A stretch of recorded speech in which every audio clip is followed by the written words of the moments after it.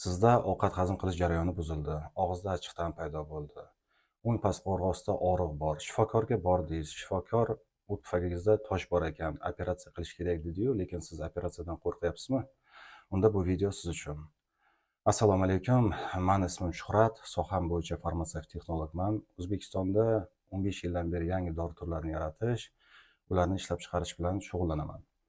Demak, farmatsevt texnolog oddiy qilib tushuntirganda, mana aptekaga, dorixonaga kirganingizda o'sha vitrinada turgan barcha dorilar, vitaminlar, badlar hammasi mani hamkasblarim tomonidan yaratilgan va ishlab chiqarilgan. Umuman bu soha vakillari o'zi internetda olamida deyarli ko'rinish bermaydi. Endi biz shu aynan ilmiy ishlarimiz borligi uchun ham xalqqa bir qanaqadir bir yordam bo'lsin degan ma'noda o'z mahsulotlarimizni o'zimiz ishlab chiqargan, demak o'sha ilmiy ishlarimizda qilgan ilmiy ishlarimizni tanishtirish niyatida chiqdik. Demak, birinchi sizlar bilan ko'rmoqchi bo'lgan kasalligimiz bu o't tufagi tosh kasalligi, ilmiy nomi xolelitiaz kasalligi. Bu kasallik afsuski O'zbekistonda hozir juda ham keng tarqalyapti. Katta yoshdagi odamlarda, shu jumladan yosh bolalarda ham paydo bo'lyapti. Katta yoshdagi odamlarda har 3tadan bittasida bu kasallik afsuski bor. Kasallik paydo bo'lishini, demak, sabablari juda ham ko'p. Birinchi navbatda sabablar haqida gaplashishimiz kerak. Men o'zim shartli ravishda sabablarni ikkiga bo'lib o'rganaman. Demak, birinchisi sabablar bu o'sha to'g'ridan-to'g'ri o't tufagiga ta'sir qilib tosh paydo qiladigan sabablar va ikkinchisi jigar faoliyatini, uni to'g'ri ishlashini buzib, o't tufagida tosh hosil qiladigan sabablar. Umumiy holda gapiradigan bo'lsak, demak, o'sha birinchi sabablardan bu asab tizimi. Doimiy ravishda asab bilan yurgan odamda albatta qonida kortizol gormoni baland bo'ladi. Kortizol baland bo'lgandan keyin u albatta o't tufagini faoliyatini buzadi yoki bo'lmasam ayollarda ko'p uchraydigan gipotireoz, qalqonsimon bez bilan bog'liq kasalliklar. Jigar xastaliklari, masalan, agar steatoz bo'lsa sizda yoki gepatoz yengil formada, fibroz, xolestaz yoki bo'lmasam sirroz holatlari bo'ladigan bo'lsa ham o't tufagida tosh paydo bo'lishiga sabab bo'ladi. Moddalar almashinuvi bilan bog'liq bo'lgan kasalliklar. Juda ham tez ozsangiz, juda ham tez vazn olsangiz, har xil chiqqan zamonaviy tasdiqni topmagan diyetalar. O'sha diyetalarda masalan sizga yog'ni iste'mol qilmang, yog'da masalan 1 grammida 9 kilokaloriya energiya bor. Yog'ni qancha kam iste'mol qilsangiz, ichingizga tushadigan kaloriya shuncha kam bo'ladi va siz tezroq ozasiz degan tavsiyalar ham o't tufagida tosh paydo bo'lishiga sabab bo'ladi. Xuddi shunday tabiblar tomonidan taqdim etiladigan har xil ochlik usullari uzoq vaqtda och yurgan odamda ham o't tufagida, ayniqsa xolesterinli toshlar paydo bo'lishiga sabab bo'ladi. Undan tashqari shifokorlar tomonidan taqdim etiladigan har xil ozish usullari, ya'ni o'sha bariatrическая operatsiya, rezeksiya kишечника deydi. Oshqozoningizni bir qismini, ichagingizni bir qismini olib tashlaydi. Maqsad o'sha ozdirish sizni. Shu jarayonlar, shu metodlar ham o't tufagida tosh kasalligini afsuski chaqiradi. Undan tashqari gormonal o'zgarishlar, qandli diabet, har xil kontratseptiv ayollar dori qabul qilishi, insulin rezistentность, insulinga sezuvchanlik kamayish holatlarida ham va farmatsevtik preparatlar, masalan, siz o'sha yog' obmeniga ta'sir qiladigan statinlar qabul qiladigan bo'lsangiz uzoq yillardan beri, ular ham o't tufagida tosh paydo qilish sababchi bo'lishi mumkin. Hammaga mashhur Ceftriaxone preparati ham hozir shifokorlar tomonidan juda ham keng qo'llaniladi. Shu preparat ham o't tufagida eritib bo'lmaydigan bilirubinli toshlar hosil qilishga sababchi bo'ladi. Sabablar juda ham ko'p, afsuski. Men bir o'tirib sanaganimda bir 60 xil sababini sanagandim. Endi agar siz bir malakali gastroenterologdan yana qo'shimcha so'rasangiz, u yana kamida bir 30 ta sabab qo'shadi. Endi sababi ko'p bo'lgan kasallikni oldini olish albatta qiyin bo'ladi. To'g'ri, shifokorlar ba'zida tavsiya qiladi, masalan, siz to'g'ri hayot tarzini kechirsangiz, jismoniy harakat qilsangiz, to'g'ri ovqatlansangiz, vaqtida shifokorga ko'rinsangiz, bu kasallikni orttirib olish foizi ancha kamayadi. Lekin biz o'sha inson faktori degan amalga ham qarashimiz kerak, omilga. Ya'niki biz doim bir to'g'ri ovqatlanishga amal qila olmaymiz. Hammada ham imkoniyat yo'q jismoniy mashq bilan shug'ullanishga. Hammada ham imkoniyat yo'q, hammada vaziyat har xil. Hammada ham imkoniyat yo'qki, bu o'sha shifokorga vaqtida ko'rinishga. Shuning uchun bu kasallikni mutaxassis sifatida oldini olish choralarini emas, balki u paydo bo'lgandan keyin uni davolash tizimini, yangicha usullarni yaratishimiz kerak va oldimizga shunaqa maqsad qilib qo'yganmiz. Video davomida demak sizga bir nechta tavsiyalar beraman va video oxirida albatta yechim taqdim etiladi. Sabablar ko'p, ko'rganingizdek aytganimdek, juda ham ko'p. Aynan shu sabablarni ko'pligi bo'lgani uchun ham sizga birinchi tavsiyam albatta gastroenterologga ko'rining. Faqatgina shifokor boshqa shifokorlar bilan birgalikda sizda qanaqa tosh borligini, uni qanaqa kattaligi, uni joylashuvi, jigarni holati, kasallikni chaqirgan sabablarni aniqlab berishi mumkin. Qo'lingizda diagnoz bo'lmasa, hech bir farmatsevt, hech bir tabib sizga yordam bera olmaydi. Demak, albatta shifokorga murojaat qilishingiz shart va u sizga o'sha terapiya usulini yoki bo'lmasam jarrohlik usulini vaziyatdan kelib chiqqan holda taklif qiladi. Kasallik sabablarini gaplashdik. Endi sizlar bilan qisqa qilib o't safrosi o'zi nima vazifani bajaradi? Jigar bu holatda nima vazifani bajaradi? Oshqozon ichak, oshqozon osti bezi va o't pufagi qaysi vazifalarni, o'ziga tegishli vazifalarni bajarishini qisqagina ko'rib chiqamiz. Demak, bizda rasmda ko'rib turganingizdek, oshqozon, oshqozon osti bezi, o't safro tashqi va ichki safro yo'llari, oshqozon osti bezini yo'li, bu ikkalasi demak birga 12 barmoqli ichakka qo'yiladigan joy sfinkter oddi deb ataladi. Jigar va o't pufagi ko'rsatilgan. Oddiy qilib tushuntirishga harakat qilaman. Demak, biz ovqat iste'mol qildik. Oshqozon o'zini hazm jarayonini boshladi kislotali sharoitda. Demak, oxirgi tayyor bo'lgan mahsulotning nomi, ilmiy nomi himus deb ataladi. Himus tayyor bo'lgandan keyin bu piloriyskiy klapan orqali porsiyalab 12 barmoqli ichakka o'tkaziladi. Oshqozonimizda kislotali sharoit bo'lgan bo'lsa, endi 12 barmoqli ichagimizda bizda nisbatan ishqoriy sharoit bo'lishi kerak. Shuning uchun 12 barmoqli ichak o'zidan sekretin degan gormon chiqaradi. Sekretin oshqozon osti beziga ta'sir qiladida bikarbonat degan moddani demak 12 barmoqli ichakka ajratadi. Maqsad shu kislotani neytrallash. Va ikkinchi qiladigan ishi boshqa bir hujayralar orqali 12 barmoqli ichak xolestikinin degan gormon ishlab chiqaradi. Xolestikoninning vazifasi demak birinchi navbatda o't pufagiga ta'sir qilib konsentrlangan safronni ajratib berish. Ikkinchi vazifasi oshqozon osti beziga ta'sir qilib fermentlar ajratib berish va uchinchi vazifasi bu o'sha demak sfinkter oddini ochib berish. Ya'ni shu safro yo'llaridagi demak safroni va oshqozon osti fermentlarini chiqarib berish uchun. Safroni demak bizda jigar ishlab chiqaradi, bu yerda tashqi va ichki safro yo'llari orqali, lekin jigar ishlab chiqargan safroni asosiy qismini suv tashkil qiladi. Ya'ni 90-95% suv tashkil qiladi. Bu o't pufagiga tushgandan keyin o't pufagining vazifasi 3 ta. Birinchisi bu safronni konsentratsiyalab berish, ikkinchisi rezervatsiya vazifasi, ya'ni safronni saqlab turish ozgina ichida va uchinchisi o'sha xolestikonin gormoni 12 barmoqli ichakdan kelganda kerakli miqdorda safronni, konsentrlangan safronni ajratib berish. Demak, agar biz iste'mol qilgan ovqatimizda yog'ni miqdori kam bo'ladigan bo'lsa, soответственно bizda gormonal signal kam bo'ladi va konsentrlangan safro kam ajraladi. Ko'p yog' iste'mol qiladigan bo'lsak, ko'proq ajraladi. Umuman yog' iste'mol qilmaydigan bo'lsak, har xil diyetalarga quloq solib yoki mana hozir zamonaviy har xil vegetarianstvo, veganstvo degan narsalar chiqyapti. O'sha holatlarda mo juda kam iste'mol qilinadi. U holatlarda agar jigarda o'zidan chiqqan suyuq holatdagi safronni kuchaytiradigan bo'lsa, o't pufagiga ish qolmaydi. O't pufagida safro uzoq turib qolgandan keyin uni ichidagi suv chiqib ketishini hisobiga u konsentrlanib, xolesterinli tosh hosil qiladi.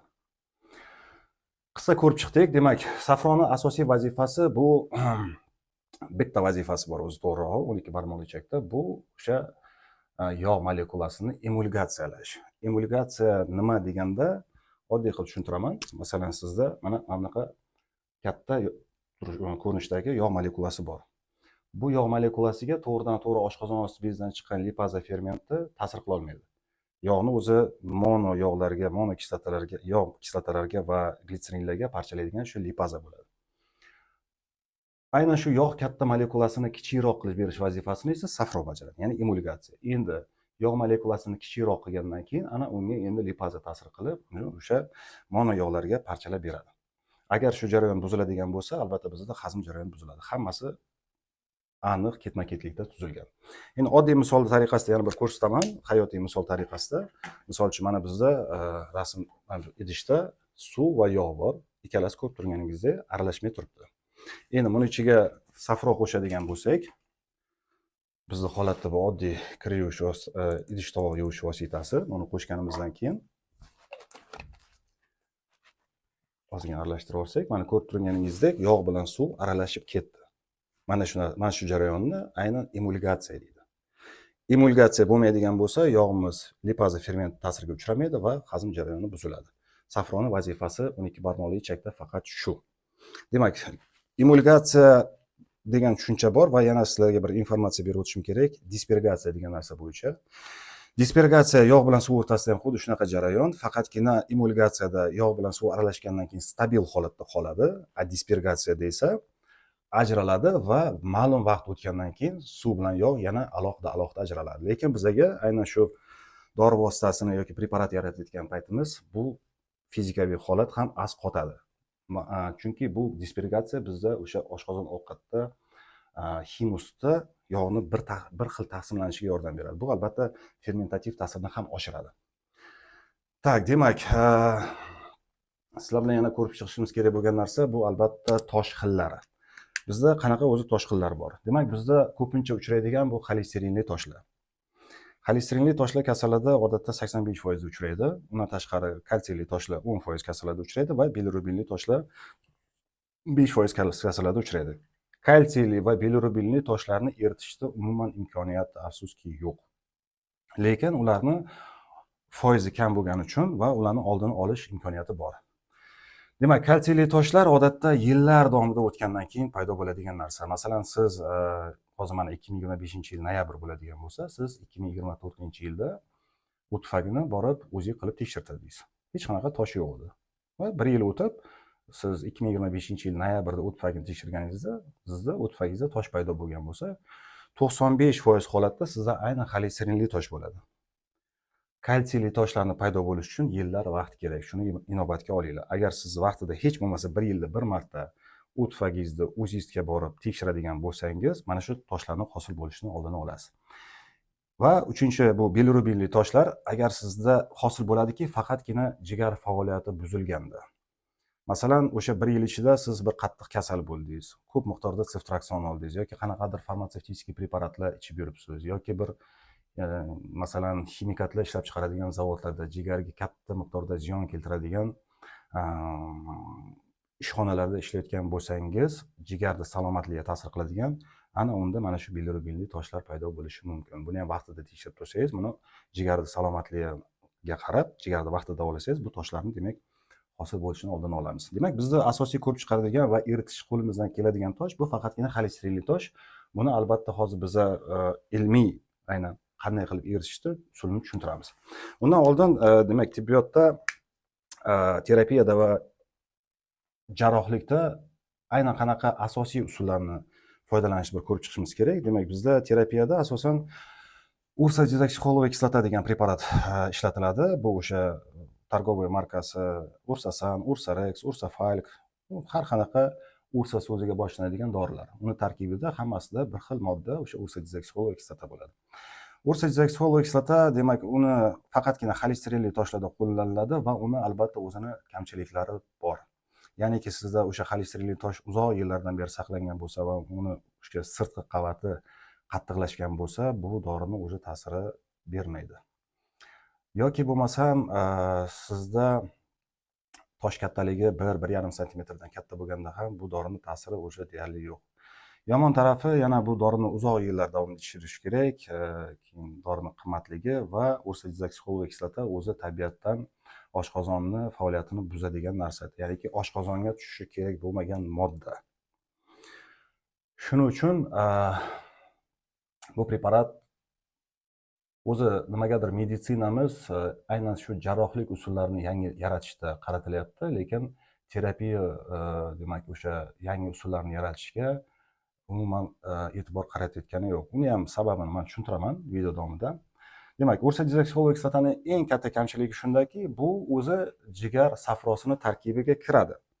Ya'niki agar jigarimiz o'zi yaxshi ishlaydigan bo'lsa, sog'lom bo'lsa, o'zi kerakli miqdorda ursodezoksixolova kislotani ham ishlab chiqarib bera oladi. Lekin ba'zi holatlarda bo'ladiki, o'sha o'zi odamda genetik safrosi quyuq, xolesterin miqdori ko'p. O'shanaqa holatlarda buyurilsa to'g'ri deb o'ylayman.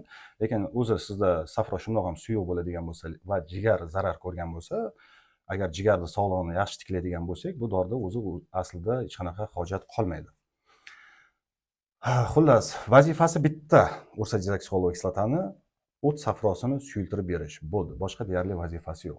Terapiyada faqat shu asosan dori qo'llaniladi. Undan tashqari yana xina dezoksirixollik kislota bor, dezoksikologiya bor. Endi ularni qo'llanishi nojo'ya ta'sirlari ko'p bo'lgani uchun juda ham kam. Jarrohlik usulida zolotoy standart maqomini olgan bitta usul bor. Bu xoletsistektomiya deb ataladi. Ya'ni o'sha o't tufagini to'liqligicha olib tashlash. Bu operatsiyani albatta keraklik va keraksiz holatlari ham bor, afsuski. Demak, agar sizda o't tufagi umuman yaroqsiz holatda kelib qolgan bo'lsa, ya'ni siz o'sha sog'lig'ingizga tikkasiga urib qo'ydingiz, umuman qizig'i yo'q sizga, demak, o't tufagi o'sha xoletsistit bo'lib, toshlari o'sha yemirib yuborib, yaroqsiz holatda kelganda bu operatsiyani o'sha qilish majbur holatda bo'lgandagina qo'llanish kerak. Lekin agar sizni o't tufagingizda tosh bo'lib turib, masalan, qanaqadir bir sabablar bilan jigaringizda yoki boshqa organingizni o'zingiz qilib tekshirdingizda, birato'la masalan, o't tufagimni ham tekshirib ko'rgin dedingiz, o'shanda tosh bor, lekin u toshlar sizni umuman bezovta qilmaydi. U turibdi, ovqat hazm qilishingizga xalaqit bermaydi. Ba'zida kuchli yog'li ovqatlar yeganingizda o'zini ozgina og'rig'ini bildirgan bo'lishi mumkin, boshqa holatlarda yo'q. O'shanaqa holatlarda o't tufagini toshini oldirish tavsiya etilmaydi o'zi aslida. Shu holatda mana shu bir ikkinchi tavsiyani aytib o'tib ketishim kerak sizlarga. Agar siz bir jarrohga borgan bo'lsangiz, u sizda o't tufagingizda tosh bor, hozirdan oldirib tashlayvering, baribir ham uni eritishni ilojisi yo'q, buni davolashning hech qanaqa ilojisi yo'q. Davolagan taqdiringizda ham yana tosh paydo bo'ladi. Buni olib tashlasangiz, normal holatda yashab ketasiz. Mana butun dunyoda, Amerikalarda, boshqa joylarda, demak, o't tufagini oldirganlar bizdan soni ancha barra ko'p, ular yashab yuribdi-ku, sizga ham muammo bo'lmaydi desa, maslahatim boshqa shifokorga boring. O't tufagi aslida juda ham kerakli organ. Agar sizda o't tufagini olib tashlaydigan bo'lsangiz, konsentrlangan safrodan bir umrga mahrum bo'lasiz. Bu degani siz jo'ralaringiz bilan endi choyxonalarga borib, kilolik oshlar, shashlik, qaziq-qartalarni mazza qilib yeya olmaysiz degani. Endi ko'pchilik shifokorlar aytishi mumkin, 6 oydan keyin moslashib ketadi. Ba'zida mana bu safro yo'llari kengayib, o't safrosini, o't tufagini o'sha imitatsiya vazifasini bajaradi. Lekin afsuski, baribir ham konsentratsiya bo'lmagani hisobiga suyuq safroni o'zi ko'p miqdordagi yog'ni parchalashga kuchi yetmay qoladi. Va boyagi bizda o'sha o't tufagiga ta'sir qiladigan o'sha xolestikinin gormoni endi uni ishi o't tufagiga tegishli bo'lgan ish bo'lmagandan keyin u doimiy ravishda sfinkter oddiyga ta'sir qilib, doimiy ravishda ochib qo'yadi va sizda safro doimiy ravishda 12 barmoq ichakka tomib turadi. Aynan shuning uchun vrachlar endi operatsiya qilib olib tashladingizmi, endi har soat ovqat yeb turing, tez kam-kamdan ovqat yeb turing deydi. Agar masalan och qoladigan bo'lsangiz, safro doim 12 barmoq ichakka tomir yallig'lanish chaqirishi mumkin. Ba'zi bir holatlarda odamlar o'zini yaxshi his qilib, yaxshi moslashib ketadi. Ba'zi bir holatlarda moslashmasdan umrini oxirigacha qiynaladi. Bu holatni umumiy holatda postxoletsistektomический sindrom deb ataladi. Endi buni davolash juda ham qiyin bo'ladi. Siz umringiz oxirigacha har xil fermentlar, har xil dorilar ichib yurishingiz kerak. Xullas, uni muammosi ko'p. O'shaning uchun imkoniyat boricha o't tufagini saqlab qolish harakatini qilish kerak. Demak, barcha narsalarni aytib o'tdik deb o'ylayman. Endi mavzuni qiziq joyiga o'tamiz. Demak, bizda o'sha o'zimiz yaratgan davolash usulini mantiqan tushuntirishimiz shart. Demak, bizda ikki turdagi kasal bor umumiy holatda. Birinchisi, demak, o'sha o't tufagida toshi bor, lekin o't safrosi ajralishi buzilgan, sababi zakoporkalar bor, bu yoqda jigar faoliyati buzilgan, o't tufagida tosh bor. O't tufagi siqilganda katta tosh bo'ladigan bo'lsa og'riqlar beradi. Shu holatda 12 barmoq ichakdagi hazm jarayoni buzilgan. Va ikkinchi turdagi bemor bu o't tufagini oldirgan va konsentrlangan safrodan mahrum bo'lgan bemor. Ya'niki u endi yog'li ovqat yeya olmaydi, yog'li ovqat yesa parchalanmaydi, qo'shimcha ravishda fermentlar ichish kerak, lekin fermentlar o'sha lipaza, oshqozon osti bezlari u yog' molekulasi katta bo'lsa ta'sir qila olmaydi, boya tushuntirganimdek. Ikki xil turdagi bemorimizga endi umumiy ularni, demak, o'sha jarayonda ovqat hazm qilishi qisman buzilgan. Endi biz shu safroni qisman vazifasini bajaradigan bir modda topishimiz kerak. Ya'niki o'sha emulgatsiya va dispergatsiya qilib beradigan modda topishimiz kerak. Albatta biz safroni o'rnini hech qachon bosadigan modda topa olmaymiz, buni ilojisi ham yo'q. Ko'pchilik ishlab chiqaruvchilar farmatsevtika olamida shu dorilarning tarkibiga safronni tuzlarini aralashtirib qo'shishadi, aynan shu emulgatsiyani oshqozonda qilish maqsadida. Lekin bir narsa borki, safro tuzlari oshqozonga tushishi kerak emas. Uzoq vaqt qabul qilinadigan bo'lsa, oshqozonda ham yallig'lanish chaqiradi. Shuning uchun biz bu jarayonni sekin asta davolashimiz uchun kimyoviy dorilar emas, aynan o'simlikdan olinadigan dorivor moddalardan foydalanishga majbur bo'lamiz. Demak, oshqozonda endi himus tayyorlanish jarayonida biz maksimal darajada emulgatsiya va dispergatsiya jarayonini kuchaytirishimiz kerak. Buning uchun bizaga fosfolipidli diferuloil metan degan, liposomal diferuloil metan degan modda yordam beradi. Bu modda demak o'zi liposomal bo'lgani uchun o'sha ovqat tarkibidagi yog'larni ma'lum darajada emulgatsiya qilib beradi va 5%, 6% da, lekin asosiy ta'siri dispergatsiya, boya tushuntirganimdek. Endi dispergatsiya yana qaytib yog'larni yopishmasligi uchun agar biz hazm jarayonini ham tezlashtiradigan bo'lsak va ovqatimiz bizda 12 barmoqli ichakka tezroq o'tadigan bo'lsak, fermentni ta'sir doirasini biz ko'paytiramiz va yog'larni o'sha monokislotalarga parchalashga erishamiz. Mana shunaqa g'oya. Demak, bu liposomal diferuloil metan qabul qilinadi. Demak, uni ta'siri o'sha oshqozonda emulgatsiya, dispergatsiyani yaxshilab berdi. Himus tarkibida yog'ni bir xil taqsimlanishini yaxshilab berdi. Yana bir ta'siri borki, bu oshqozonda demak o'sha fermentlarning ajralishini yaxshilab beradi. Fermentlarni oshqozon osti bezini o'sha ferment doir ta'sirini oshirib beradi. Va yana bir yaxshi ta'siri bor, bu o'sha o't safrosini sifatiga ham ta'sir qiladi. Ya'ni uni ozgina suyuq qiladi va jigar hujayralari, ya'ni gepatositlarni ishini yaxshilab berib, safronni ishlash mexanizmini yaxshilab beradi.